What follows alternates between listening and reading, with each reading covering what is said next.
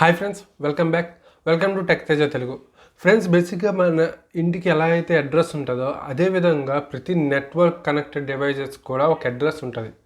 అలా అడ్రస్ ఉంటేనే correct data correct డెస్టినేషన్కి వెళ్తుంది, లేదంటే అది కరెక్ట్గా వెళ్ళదన్నమాట. ఈ అడ్రసెసే మనము ఐపీ అడ్రస్ అని చెప్తాం. ఈ వీడియోలో నేను ఐపీ అడ్రస్లో ఉన్న 2 డిఫరెంట్ వర్షన్స్ని క్లియర్గా ప్రతి ఒక్కరికి, even non computer science students కూడా అర్థమయ్యే విధంగా నేను క్లియర్గా చెప్తాను. ఇంక లేట్ చేయకుండా మనం వీడియోలోకి వెళ్ళిపోదాం. Let's go into the video.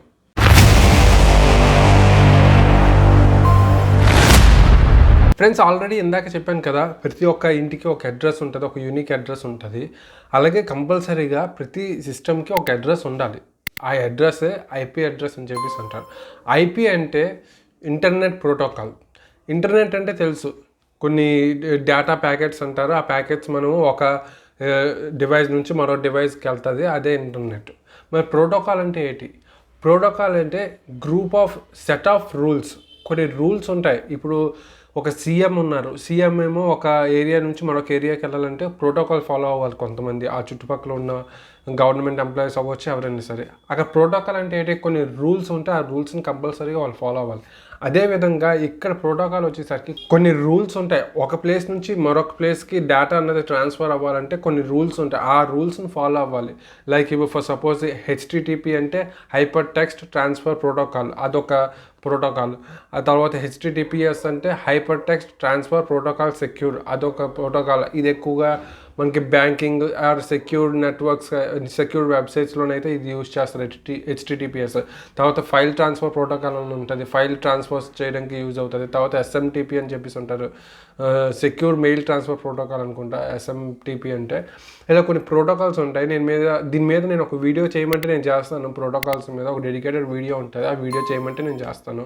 కింద కామెంట్స్లో మెన్షన్ చేయండి.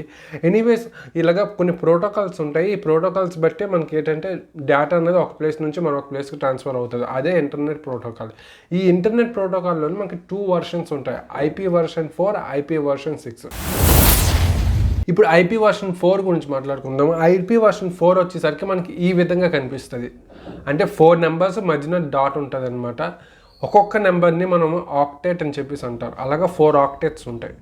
ఒక్కొక్క ఆక్టేట్ వచ్చేసరికి 8 బిట్స్ ఉంటాయి. టోటల్గా 4 8 32 బిట్. అందుకే ఈ IPv4ని 32 బిట్ వర్షన్ ఐపీ అడ్రస్ అని కూడా అంటారనమాట. ఇంకోటి ఏంటంటే, ఈ ఒక్కొక్క ఆక్టేట్లోని 0 నుంచి 255 దాకా ఉంటుంది. ఫస్ట్ ఆక్టేట్లో 0 నుంచి 255, సెకండ్ దానిలో 0 నుంచి 255, అలా థర్డ్ ఫోర్త్ టోటల్గా మనకి 255 ఇంటూ 255 అప్రాక్సిమేట్గా 4 బిలియన్ ఉంటుంది.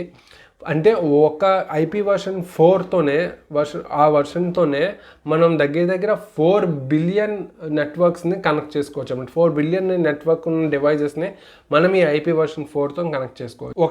ఒక సిస్టమ్ నుంచి మరొక సిస్టమ్కి మనం డేటా ట్రాన్స్ఫర్ చేయాలంటే మనకి కంపల్సరీగా బైనరీ ఫార్మేట్లో ట్రాన్స్ఫర్ చేయాలి. ఐపీ అడ్రస్ని బైనరీ ఫార్మేట్లో ట్రాన్స్ఫర్ చేయాలి. ఎందుకంటే మన చిన్నప్పటి నుంచి నేర్చుకున్నాం, మనకి కంప్యూటర్ లాంగ్వేజ్ అనేది 0s or 1sలోనే ఉంటుంది. వాటిని బైనరీ ఫార్మేట్స్ అంటారు, వాటిలోనే అర్థమవుతుంది. సో ఇప్పుడు ఫర్ ఎగ్జాంపుల్ నేను ఒక ఐపీ అడ్రస్ని తీసుకున్నాను, IPv4దే 192.168.25.25 తీసుకున్నాను. దీని తలక బైనరీ ఫార్మేట్ వచ్చేసరికి ఈ విధంగా ఉంటుంది. ఇప్పుడు ఈ ఫార్మేట్ నుంచి మనకి బైనరీ ఫార్మేట్లోకి చేంజ్ చేయాలి అంటే మనకి చిన్నప్పటి నుంచి నేర్చుకున్నాం, మన నెంబర్స్ నుంచి బైనరీ ఫార్మేట్లోకి మార్చుకోవడం. అలాగా ఒకవేళ తెలియకపోతే నేను ఇప్పుడు ఎక్స్ప్లెయిన్ చేస్తాను. ఇప్పుడు సపోజ్ ఈ 192 ఉంది, మనం బైనరీ ఫార్మేట్లోకి మార్చాలంటే దాన్ని డివైడెడ్ బై 2 చేయాలి, 96 వస్తుంది. రిమైండర్ పక్కన పెడతాం 0, దాన్ని మళ్ళీ డివైడెడ్ బై 2 చేస్తే మనకి 48 వస్తుంది. అలాగ మనం కోషెంట్ ఏదైతే ఉందో 0 వచ్చినంత వరకు మనము కంటిన్యూస్గా దాన్ని డివైడెడ్ బై 2 చేస్తూనే ఉండాలి. అప్పుడు మనకి రిమైండర్ వస్తుంది కదా, ఆ రిమైండర్ మనం రివర్స్లో రాయాలన్నమాట. ఇక్కడ రిమైండర్ వస్తే 11000000. ఇది 192 తాలూకా బైనరీ ఫార్మేట్. ఈ విధంగా ఎవ్రీథింగ్ ప్రతిదీ బైనరీ ఫార్మేట్లో, 168 కూడా బైనరీ ఫార్మేట్లోకి అలాగే మార్చుకుంటాం. అట్ ద సేమ్ టైం 25 కూడా బైనరీ ఫార్మేట్లో అలా మార్చుకుంటాం. ఇప్పుడు మీకు డౌట్ రావచ్చు, 25ని బైనరీ ఫార్మేట్లోకి మార్చుకుంటే మనకి ఈ విధంగా వస్తుంది. 110019 వస్తుంది. మరి మనకి ఆల్రెడీ మనం ఇందాక నేర్చుకున్నాము ఒక ఆక్టెట్లోని 8 బిట్స్ ఉంటాయని. బట్ మనకి ఈ 25లోని మనం చూసుకుంటే ఓన్లీ 5 బిట్సే ఉన్నాయి.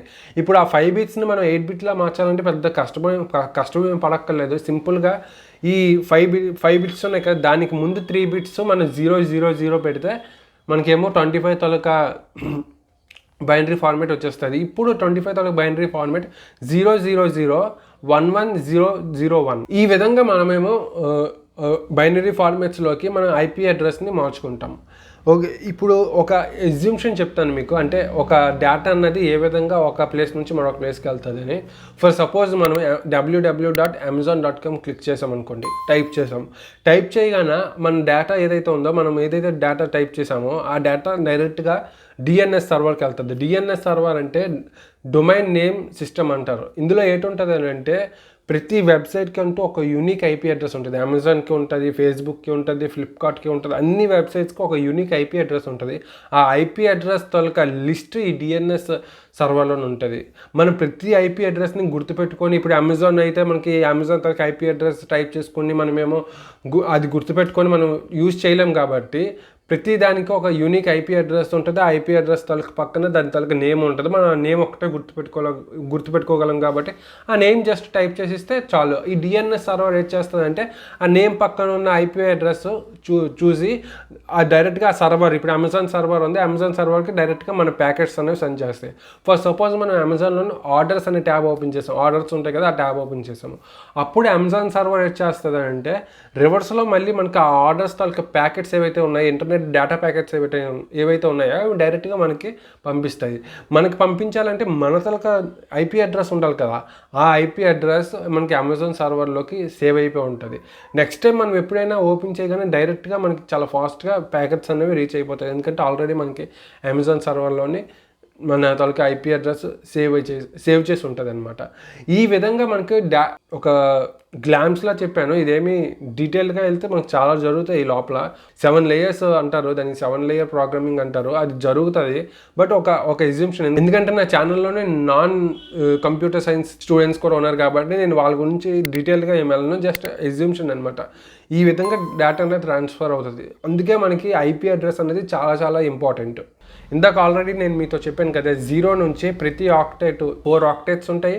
ఎవ్రీ ఆక్టెట్ 0 నుంచి 255 దాకా ఉంటుంది. అంటే 0000 నుంచి 255.255.255.255 టోటల్గా ఈ విధంగా ఉంటుంది అనమాట. మనకి ఇన్ని ఉంటాయి. ఇప్పుడు ఈ 000 నుంచి 255 టోటల్గా మనకి ఎన్ని వచ్చాయో ఇవన్నీ మనకి 5 పార్ట్స్గా డివైడ్ చేశారు.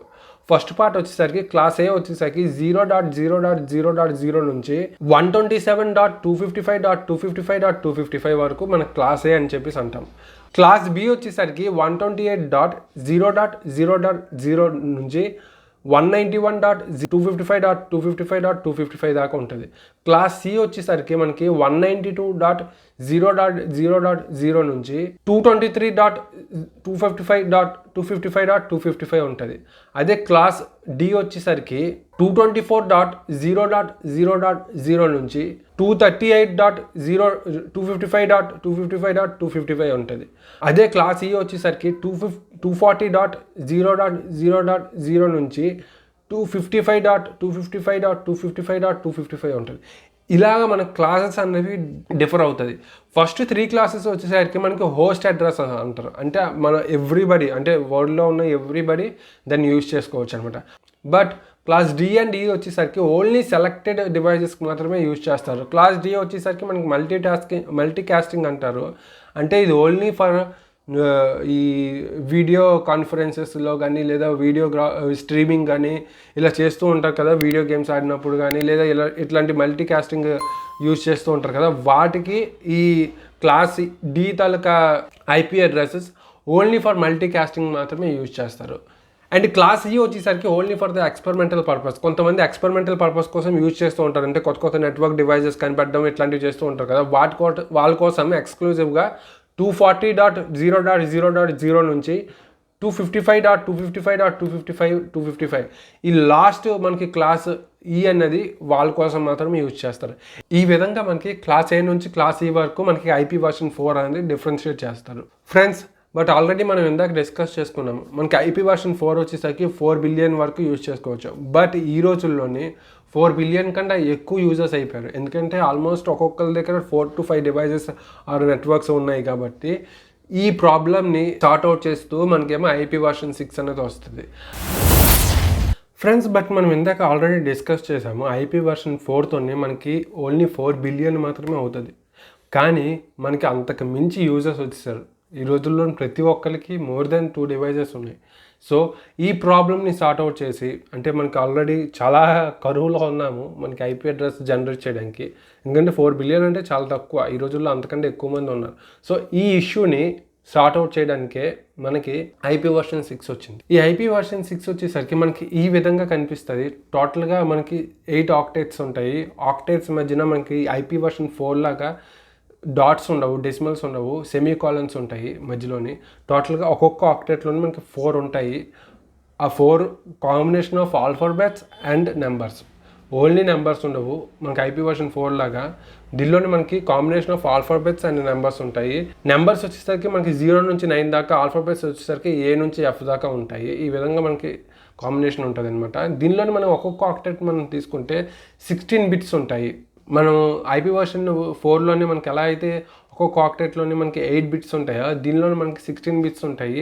టోటల్గా 8 ఆక్టేట్స్, 16 8 జార్ 128. సో మనకు టోటల్గా 128 బిట్ IP వర్షన్ అని చెప్పేసి దీన్ని అంటారు. ఎలా అయితే మనం IP వర్షన్ 4ని మనం 32 బిట్ అంటామో, దీన్ని 128 బిట్ అని చెప్పేసి అంటాం అనమాట. ఇప్పుడు ఎలా అయితే మనం IP వర్షన్ 4ని మనము నార్మల్ నుంచి డెసిమల్స్లోకి కన్వర్ట్ చేసామో, దీన్ని కూడా మనము నార్మల్ నుంచి డెసిమల్స్లో కన్వర్ట్ చేసేవచ్చు. బట్ దానిలా కాకుండా మనకి దీన్ని ఇంకో మెథడ్ ఫాలో అవుదాము. దీనికి ఆల్రెడీ ఒక హెక్సాడెసిమల్ చార్ట్ అని చెప్పేసి ఉంటుంది. ఇదే హెక్సాడెసిమల్ చార్ట్. ఇక్కడ ఆల్రెడీ మనకు చార్ట్లోని డెసిమల్స్, బైనరీ నెంబర్స్ అండ్ హెక్సాడెసిమల్స్ ఉన్నాయి కదా. ఇక్కడ మనకి 0 వచ్చేసరికి 0000, హెక్సాడెసిమల్ వచ్చేసరికి మనకి 0 అనమాట. ఇన్ కేస్ మనకి 2 కావాలి అంటే 0010 అనమాట. హెక్సాడెసిమల్ వచ్చేసరికి మనకి 2 అనమాట. అదే మీరు ఇక్కడ లాస్ట్లోని 10లోకి చూడండి ఒకసారి. 10 వచ్చేసరికి మనకి ఒకవేళ ఆ పర్టికులర్ IP అడ్రస్లోని IP వర్షన్ 6లోని మనకి ఏ ఉంటే దాని తర్వాత బైనరీ ఫార్మేట్ వచ్చేసరికి 1010. ఈ విధంగా మనం IP అడ్రస్ నుంచి బైనరీలోకి మార్చుకుందాం. ఆల్రెడీ ఇందాక చెప్పాను మీకు IP వర్షన్ 4లోనే మనకి 4 బిలియన్ అవుతుంది. మరి ఇందులో ఎన్ని అవుతాయి?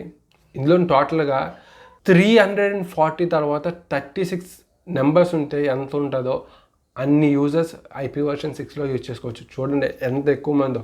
మన నెక్స్ట్ జనరేషన్, ఆ నెక్స్ట్ జనరేషన్ కూడా మనకి ఎట్లాంటి ఇష్యూస్ లేకుండా చక్కగా IP అడ్రస్ అనేది జనరేట్ అవుతుంది. ఈ విధంగా మనం IP వర్షన్ 6 అనేది డెసిమల్స్లోకి మార్చుకుంటాం. ఇప్పుడు ఎగ్జాంపుల్గా ఒక IP వర్షన్ 6 IP అడ్రస్ చూపిస్తాను చూడండి. ఇది IP అడ్రస్ నేను తీసుకున్నాను. ఈ IP అడ్రస్ని మనము ఈ IP అడ్రస్లోని మనకి ఫస్ట్ నెంబర్ తీసుకోండి. ఫస్ట్ ఆక్టేట్లో మనకి ఫస్ట్ నెంబర్ వచ్చేసరికి 2 ఉంది.